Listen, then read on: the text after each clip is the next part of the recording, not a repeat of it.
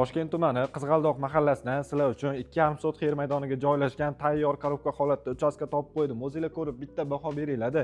Umumiy hisobda 2,5 sotix yer maydoniga joylashgan 2 etажkali to'r uruvelli bo'ti, podvallari seli podval qilib qo'yishgan, o'zini mansarda qismiga ega okalar, panoramli oynalarda o'zgacha uchastka bo'ti.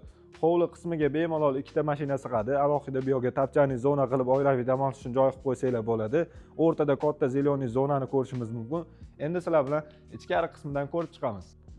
Asosiy eshikdan kirganimizda shunaqa katta hol xonalar ketma-ket joylashgan bo'ladi. Hol o'zini kattalik razmerlariga bitta ahamiyat beringlar akalar. Balandlik razmerlari eng kamida 6 metr, panoramli oynalarda joylashgan bo'ladi. Uzunligi 6, bu yoqqa 5,5 metr joylashgan bo'ti. Xonalar ketma-ket joylashgan. O'ng qo'ldan ko'radigan bo'lsak, bitta katta zal mehmonxonamizda ko'rishimiz mumkin. Razmerlari katta ishlangan, ko'chaga qaragan panoramli oynalarda.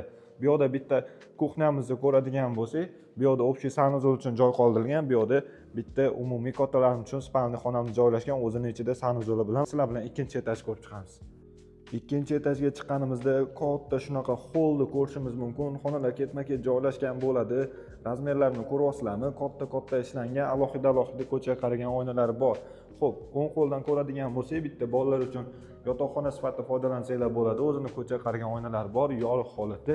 Bu yoqda ikkita kattalar uchun yotoqxona sifatida foydalansanglar ham bo'ladi. Alohida sanuzollar. Bu yoqda bitta xonamizni ko'rishimiz mumkin. Xohlasanglar zal mehmonxona sifatida foydalansanglar ham bo'ladi. Xo'p, bu yoqda eng oxirgi yotoqxonamiz joylashgan bo'ti. Umumiy hisobda to'r uruvelli bo'ti akalar. Ko'ryapsizlarmi? Ko'chaga qaragan oynalar bor. 5 xonali.